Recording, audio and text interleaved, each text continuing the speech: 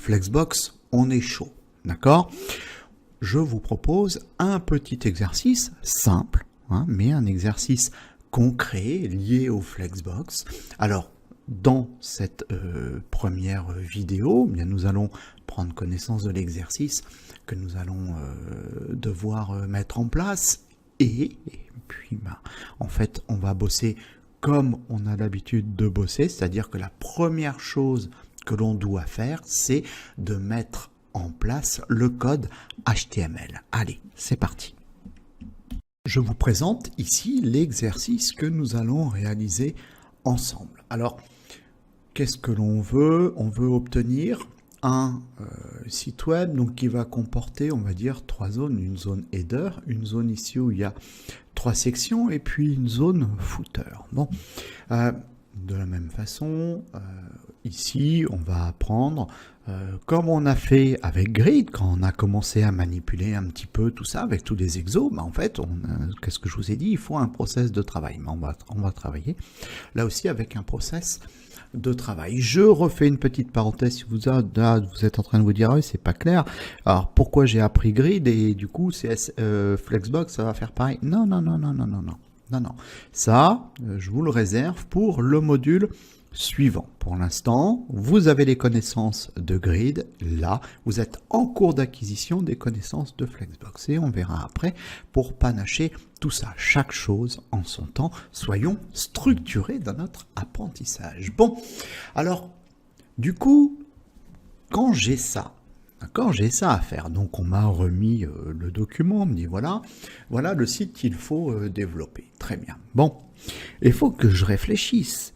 Parce que, ok, pour la zone header, c'est pas bien compliqué. Pour la zone footer, c'est pas bien compliqué. Par contre, là où il y a les sections, ça devient un petit peu plus compliqué. Donc, il va falloir que je réagisse correctement. Alors, comment je vais réagir correctement? Regardez, en fait, cette fameuse zone section. Bien, en fait, il y a où on avait les 3 sections, mais en fait, c'est qu'une seule zone. Et pourquoi pas, on va dire, c'est la zone article. C'est ça qui va m'intéresser. Dans cette zone article, on aura 3 sections. C'est comme ça qu'il va falloir que je prenne les choses. Et ensuite, au niveau de ma troisième vue, en fait, là, c'est le fameux côté responsive, et ce que je vous ai présenté d'ailleurs dans le chapitre précédent. Donc, en fait, ici, nous aurons un point de rupture. Alors, qu'est-ce qu'on aura à faire? Donc, c'est ce qu'on a dit. Une zone header, une zone footer. Entre les deux, on avait dit quoi? Une zone article dans laquelle se retrouvent 3 sections différentes. Ça, c'est pour une vision liée aux écrans supérieurs à 850 pixels et pour les écrans inférieurs à 850 pixels, mais en fait on aura un empilage de ces mêmes zones, donc à savoir la zone header, mais là ici ce serait quand même la zone article puisqu'on a dit qu'on mettait en place une zone article qui elle-même contiendrait 3 sections qui elles seraient empilées dans un ordre prédéfini, et puis enfin une zone footer. Ça, c'est pour le travail que j'ai à faire. Donc, j'ai à peu près compris ce que je dois faire.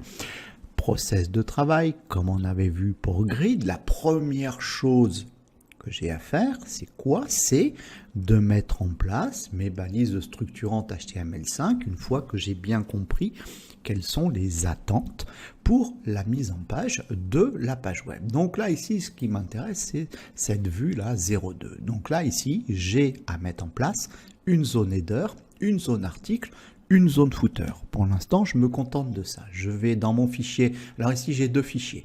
J'ai le fichier index.html qui contient le code de base d'un document HTML5 viewport compris. Et puis un fichier style.css qui nous permettra de pouvoir faire notre CSS. Alors ce que je vais même faire, c'est que je vais relier mon document CSS. Donc le fichier style.css est rangé au même niveau que mon fichier index.html. Je fais CTRL S et ici j'ai le résultat de cette page web au sein d'un navigateur. Donc là, ici, qu'est-ce que je dois faire? Donc j'ai dit, je dois mettre en place une zone header, une zone article, une zone footer. C'est ça que j'ai dit. Bon, donc ça, au niveau HTML, bien, comment on va faire ça? On va tout simplement mettre en place, on a vu, je ne fais qu'appliquer proprement toutes les connaissances qu'on a acquises jusqu'à maintenant. Donc j'ai dit une zone header, donc je mets en... Alors attention, j'ai juste le camlock qui est mis, donc je vais le défaire. Donc j'ai dit une zone header, donc je mets en place ma balise structurante HTML5 header, et puis dedans je vais écrire, pourquoi pas, le mot header. Ensuite, j'ai dit quoi? J'ai dit, bien, j'ai une zone article à faire. C'est ça que j'ai dit. Ben, à ce moment-là, allons-y. Je vais mettre en place, hop là, une balise structurante HTML5 qui s'appelle article et dans laquelle je vais écrire, pourquoi pas, le mot article. Très bien. Et enfin, qu'est-ce que j'ai à faire? J'ai affaire à mettre en place la dernière zone qui est le footer. Donc, je prends ma balise HTML5 et je prends donc la footer et j'écris à l'intérieur footer. Je fais CTRL-S. Je vais venir actualiser mon document au sein du navigateur. Qu'est-ce que j'ai?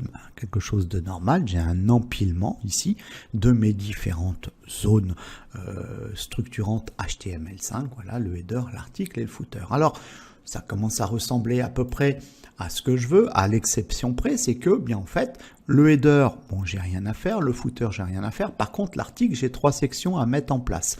Donc, à l'intérieur de la zone article, je vais mettre en place section 1, section 2 et section 3. Je reviens sur mon document HTML, je vais enlever le mot article, voilà, et dedans, je vais mettre en place une première section. Donc, je vais prendre ma balise structurante HTML5 section 2, puis dedans, je vais écrire juste section 1 afin de pouvoir l'identifier. Puis ensuite, j'en ai 2 autres à mettre. Bon, bah, alors ce que je vais faire, c'est que je vais dupliquer mes sections, voilà. Donc là, ici, j'aurai la section 2 et ensuite la section 3. Je vais faire CTRL-S.